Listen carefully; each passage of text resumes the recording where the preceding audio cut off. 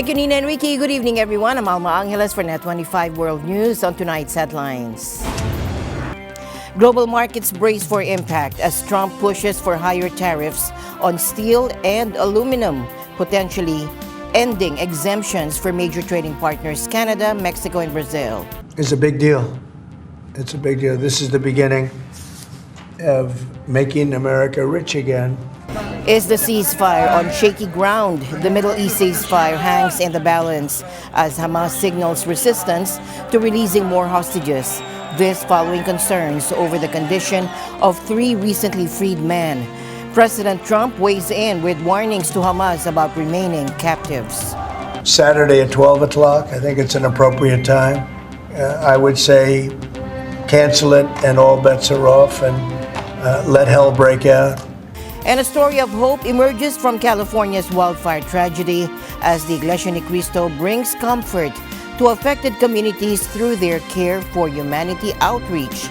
The devastating fires across Los Angeles have displaced many families, leaving countless without homes. Yet in times like these, the love and support within the brotherhood of the Church of Christ shine through, ensuring that no one has left without hope. And the news starts now.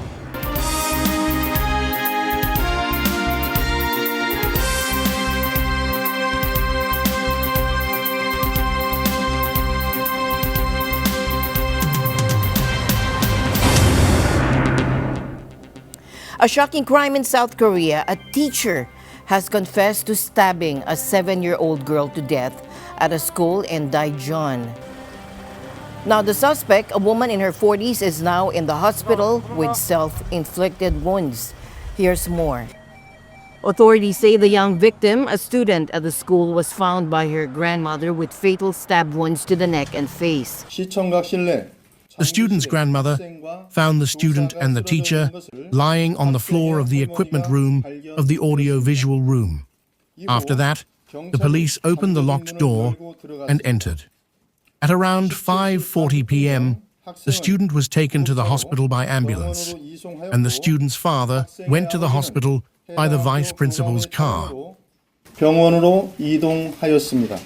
She later died in the hospital. Right now, police are investigating the motive, saying there's no confirmed personal connection between the teacher and the child. Acting President Choi Sang-mok has expressed his condolences and ordered a full investigation into the heartbreaking case. Reports suggest the teacher had been on leave due to depression before returning to work last year. The teacher was on medical leave from December 9th to December 29th due to depression. This tragedy has left the nation stunned, raising urgent questions about safety in schools and the mental health of educators. Tensions are heating up on the Korean Peninsula, with North Korea warning it's ready to respond to what it calls a grave threat to its security. Pyongyang is lashing out after a U.S. nuclear-powered submarine, the USS Alexandria, docked in the South Korean port of Busan. North Korea's defense ministry calls it a clear sign of Washington's confrontational hysteria and says it won't hesitate to act if provoked. The U.S. and South Korea say the submarine stop is routine, allowing the crew to rest and resupply. But North Korea sees it differently, accusing the U.S. of using force to dominate the region. Just days ago, Pyongyang also issued a warning over military drills held near its border, calling them rehearsals for invasion. The value of training for this is a great impact. It's building those relationships with our counterparts, establishing the ability to both simultaneously strike contact on different objectives, simultaneously building communication lines with each other, which, as everyone knows, communication lines are very important on the battlefield, and then also coordinating with other units as well, the 11th Engineers, the 517, air assets, indirect fires from multiple different areas. It's just very important all around. And despite heavy U.S. sanctions, North Korea has been ramping up its rhetoric, especially since President Trump took office last month. So is this just more posturing from Pyongyang, or are we looking at another escalation in an already volatile region? At least one person has been killed after a mid-sized business jet skidded off the runway while landing at the Scottsdale, Arizona Municipal Airport. Now, the accident happened Monday when the plane collided with another jet that was parked. Take a look. We requested additional hazmat units just to do metering in the surrounding buildings attached or to the area of that location. They went in and got an all clear of the structures and metered the structures with 0 readings. I can tell you that we have 5 souls, 1 DOA, 2 immediates that have been transported to local trauma centers, 1 delayed stable to a local hospital, and this is a still active scene. We're still working on extricating 1 soul out of one of the airplanes. As of 7:30 last night, that person remained trapped in one of the planes. Folia provided no other details, and it wasn't immediately clear what caused the jet to skid off the runway. The Federal Aviation Administration, or FAA, says it is investigating the crash. The agency says it involved a Learjet 35A that skidded off the runway, which then collided with a Gulfstream 200 jet. This incident comes at a time of heightened scrutiny of U.S. air safety. National Transportation Safety Board investigators are probing 3 deadly crashes in recent weeks.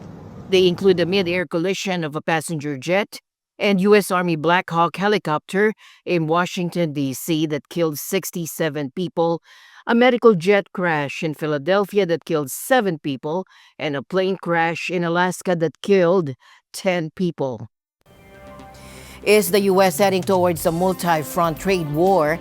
President Donald Trump moved to significantly raise tariffs on steel and aluminum imports, canceling exemptions and duty-free quotas.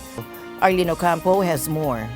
Under Trump's order, tariffs on aluminum imports rise to 25% from the previous 10% that he imposed in 2018 to aid the struggling sector.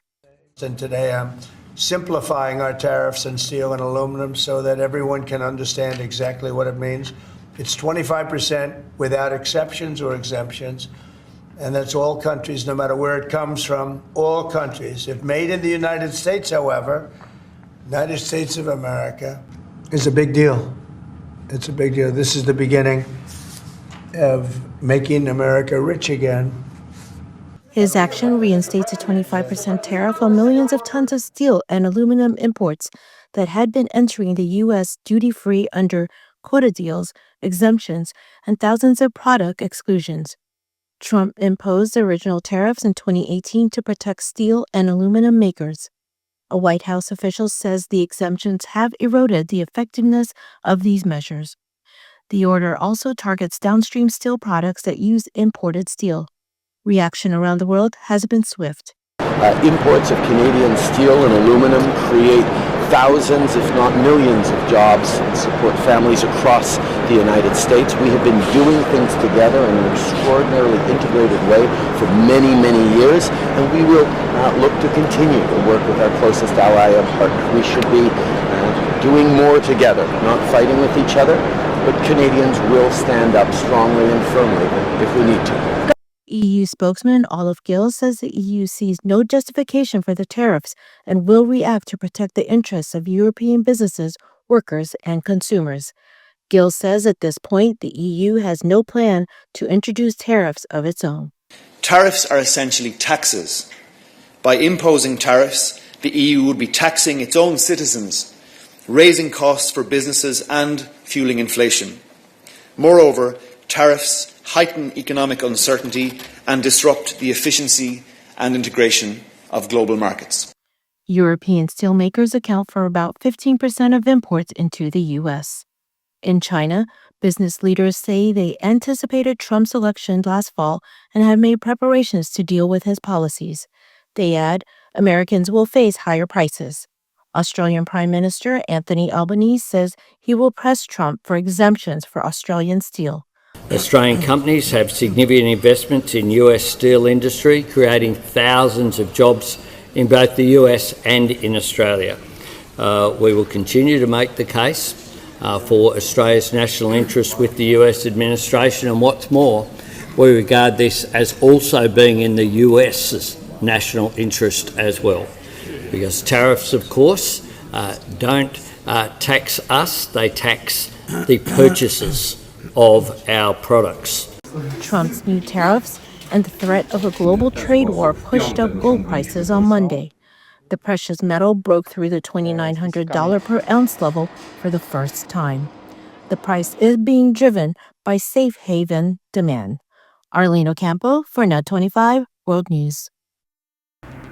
Could the ongoing U.S. trade war actually work in the Philippines' favor? NEDA Undersecretary Rosemary Edilon believes so, saying the country has a chance to position itself as an alternative export hub for American markets. Now, speaking at a Malacanang press briefing, Edilon pointed to key industries like semiconductors and chips as areas that could benefit. But will this shift impact local jobs? And so far, she says there's no direct effect, though any changes could come from fluctuations in the exchange rate.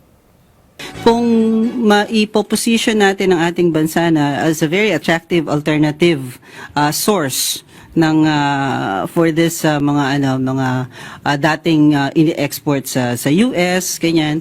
So actually pwede pang maging ma-benefit tayo. We can really gain a lot from yung mga regional na free trade agreements natin. So we're assuming na like in the case of yung mga let's say Canada, Mexico, baka ang gagawin nila i-maximize nila yung mga regional free trade agreements, and this is where we can really benefit. The National Economic and Development Authority, or NEDA, remains confident despite the temporary suspension of U.S. Agency for International Development, or USAID operations, stating that alternative funding sources are available for affected projects in the Philippines. Now, during a briefing, NEDA Undersecretary Rosemary Edilon acknowledged that the Trump administration's 90-day freeze on U.S. aid projects would impact Philippine initiatives. However, she emphasized that most affected programs involve technical assistance for which funding can be secured from other development partners. And that will also affect yung mga projects natin with USAID. But just to say as well, na iba na rin kasi yung situation natin noon kesa yung sa ngayon. Dati kasi, we even depend on USAID for school buildings natin, di ba, ganun? Ngayon, hindi na tayo sa ganun situation eh. So, it's really more of the technical assistance part, which actually pwede rin naman tayo mag-source from other development partners. Is the Gaza ceasefire on the brink of collapse? Now, President Donald Trump says the truce should be canceled unless Hamas releases all hostages by noon Saturday. But will Hamas comply? The group announced a delay in the release of hostages, claiming Israel has violated the ceasefire agreement. Thomas Eyelackness for more. Trump says it's ultimately up to Israel whether it continues the ceasefire. The president says he might speak to Israeli Prime Minister Benjamin Netanyahu about the issue, but he's adamant that the remaining hostages be freed by noon on Saturday. I'd say they ought to be returned by 12 o'clock on Saturday, and if they're not returned, all of them, not in drips and drabs, not 2 and 1 and 3 and 4 and 2. Saturday at 12 o'clock, and after that, I would say all hell is going to break out. And I don't think they're going to do it. I think a lot of them are dead. I think a lot of the hostages are dead. I think it's a great human tragedy what's happened, how people can be that mean to do. Shortly before Hamas said it would stop releasing hostages, Netanyahu gave an angry speech to the Israeli parliament, saying whoever hurts Israeli hostages will pay for it. Opposition lawmakers repeatedly interrupted his speech. The Hamas announcement prompted protesters to block a highway in Tel Aviv and demand the return of those still being held hostage. Meanwhile, Netanyahu has praised Trump's plan for the U.S. to take over Gaza, calling it revolutionary.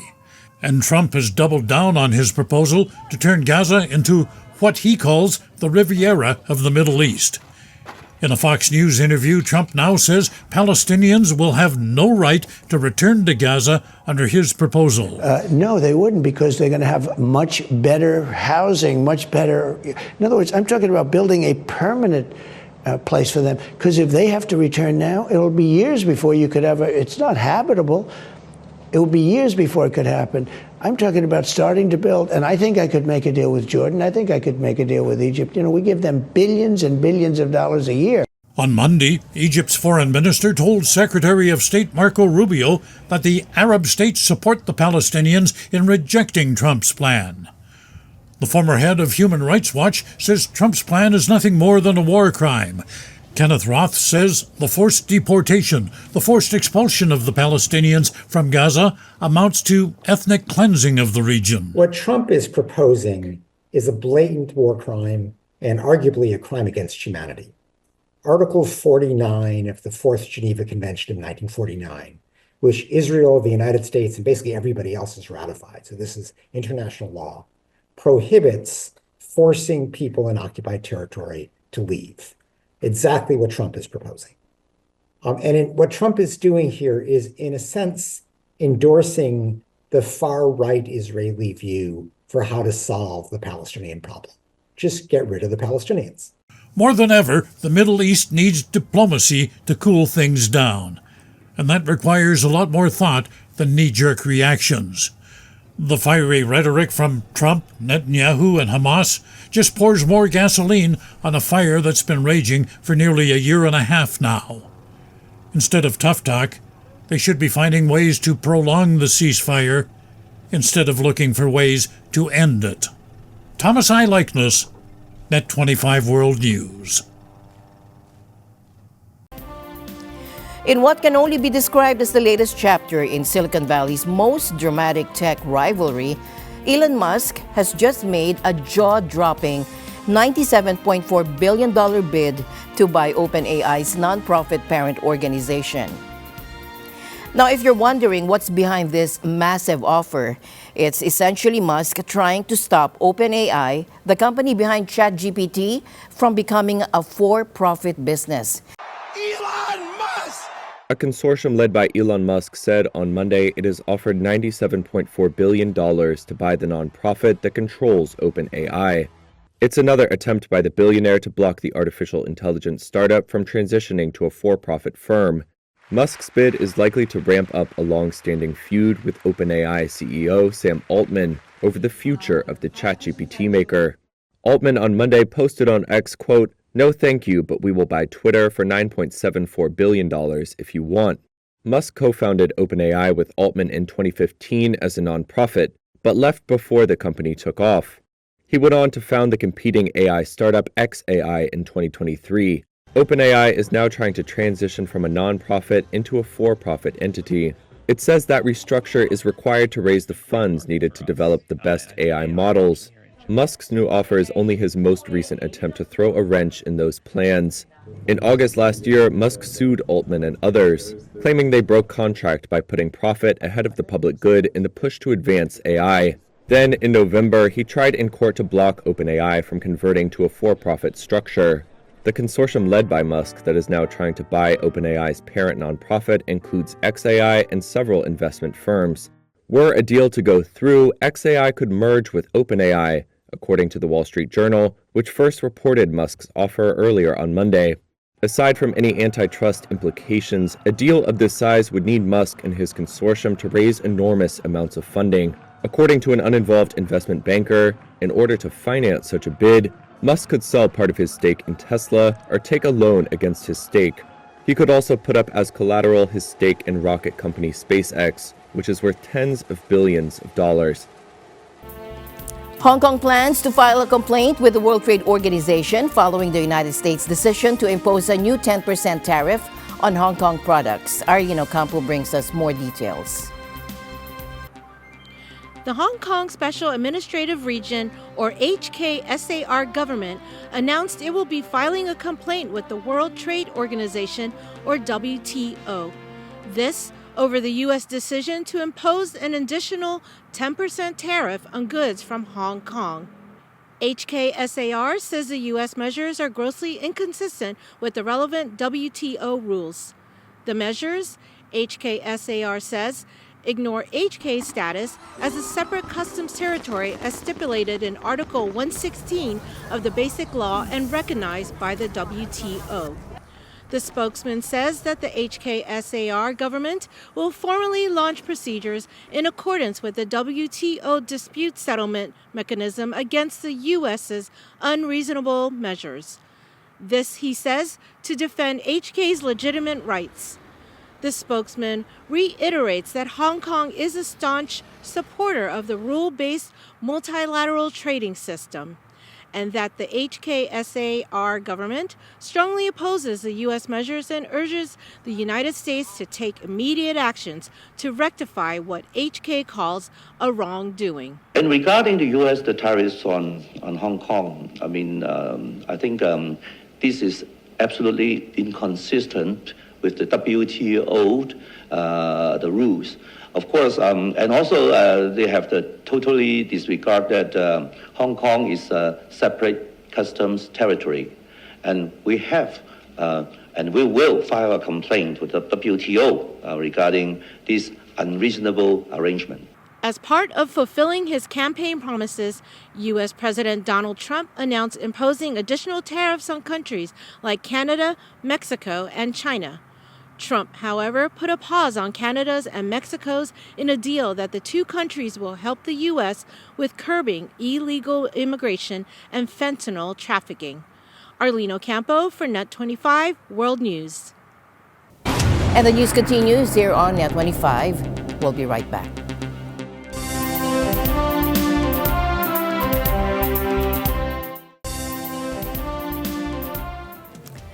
World leaders and top tech figures are in Paris for a major AI summit, and the conversation is already heating up.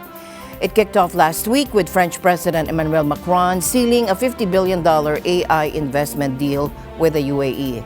And now, U.S. Vice President J.D. Vance is making waves, warning that Europe's strict AI regulations could stifle innovation.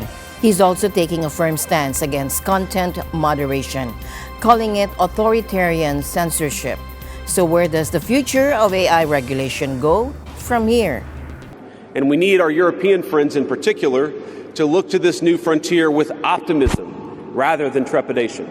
Many of our most productive tech companies are forced to deal with the EU's Digital Services Act and the massive regulations it created about taking down content and policing so-called misinformation. And of course, we want to ensure the internet is a safe place, but it is one thing to prevent a predator from preying on a child on the internet, and it is something quite different to prevent a grown man or woman from accessing an opinion that the government thinks is misinformation.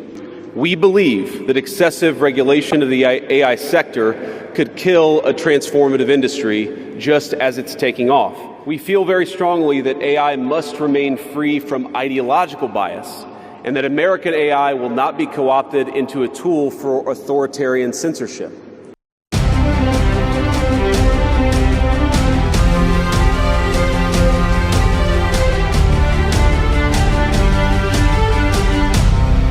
In the wake of Southern California's devastating wildfires, the Iglesia Ni Cristo extended its arms of compassion through a special Care for Humanity event. Through uplifting songs and care packages, the church brought light to those affected, ensuring that hope remained alive in every heart touched by the disaster.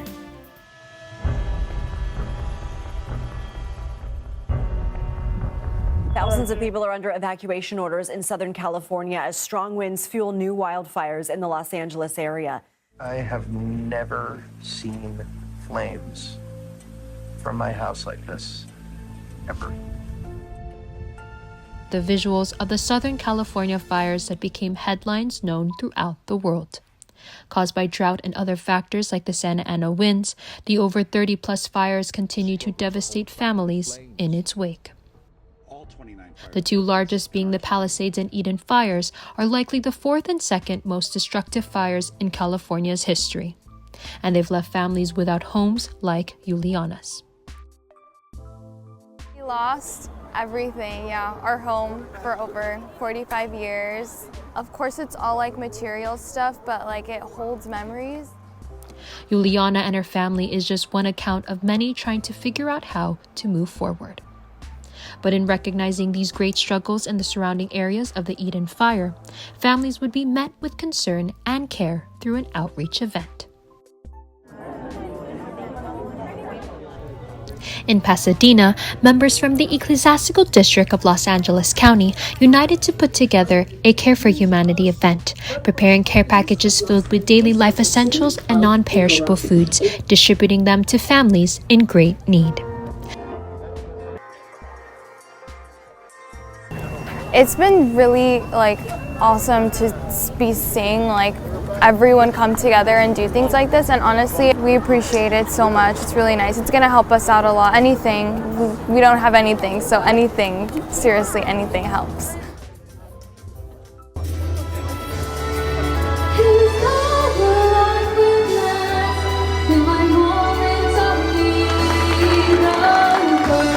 And there was a little bit of performances from little ones. It was really nice to see. It was inspiring. And then there was a prayer for everyone affected, and it was really nice. And the care packages, obviously, we appreciate it so much. Others like Harvey, a member of the Church of Christ, who had to evacuate with his family, were also thankful for today's event. Night before the actual fire happened, we didn't expect it to reach us. My house was one of the 3 in my neighborhood to survive. 2 houses next to me, and the house right next to me, it's completely gone, but our house remains. It's been tough, it really has been. But we're taking it a day at a time. You know, I've never been used to being the one to receive. I'm always trying to help them, but being able to receive, we didn't have much when we were able to evacuate. So once we saw what was in the bag, we're like, oh wow, this actually does help a lot. It has affected us greatly. I think there's, so many different calamities that happen, but this one definitely hit close to home. It's our community, it's my family, my immediate family that has been affected, and there's not really, there's no place for them to go back home to, and that it's not going to be the same. All we can do is really just be there for them, be present, and provide their necessities, and the support really is, what we've been doing, and they're just so grateful for the support, the love that they felt today. That the church, not only helps the brethren who are also affected in the neighborhood, but also our fellow men. The Care for Humanity that the church, through the leadership of Brother Eduardo V. Manalo, continue to do is not only to give them the things that they need, but also to let them feel that they are so loved, and we care for them. Out of love of Brother Eduardo V. Manalo, not only for us, members in the church, but even to our fellow men, especially those who are affected with this calamity that continue to happen here in our area in Los Angeles County. And also this is in obedience with God's commands to us, that is to help our fellow men. It's really amazing on how our leaders think about our safety, our well-being. They always were reaching out.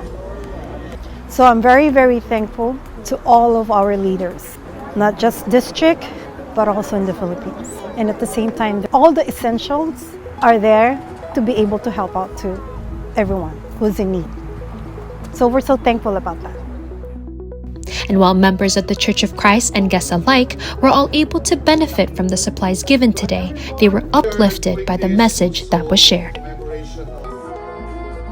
We were talking with one of the guests that joined us in this activity today, saving up, taking care of, and building their life for more than 30 years, all gone within an instant. And so this activity that we're having today inside the Church of Christ, it's not only just going to help them with their daily necessities, but what they're really looking for, and the rest of the community, is that spiritual upliftment, that hope, that inspiration that can be given to them through the words of God that are being shared with them this afternoon. And what we're planning is to hold more Care for Humanity activities in the neighborhoods that have been affected. Makes it kind of like hard to be so sad, because it's like everyone's doing all these nice things to help each other. We appreciate it. We appreciate it so much. Yeah, I can't even express like how grateful I am for everything that we've received.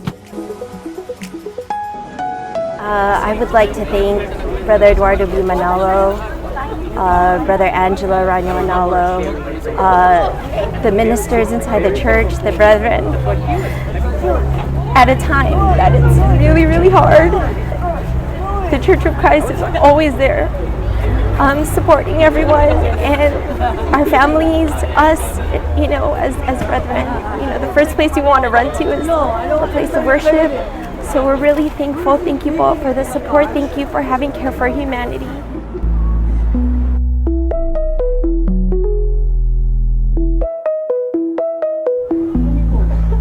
The devastating fires across Los Angeles have displaced many families, leaving countless without homes. Yet in times like these, the love and support within the Brotherhood of the Church of Christ shine through, ensuring that no one has left without hope. From Pasadena, California, I'm Christine Andrade. And as we close tonight's broadcast, let us remember that in times of crisis, kindness knows no boundaries. From our newsroom to your world, this is Alma Angeles for NET25 World News. Good night.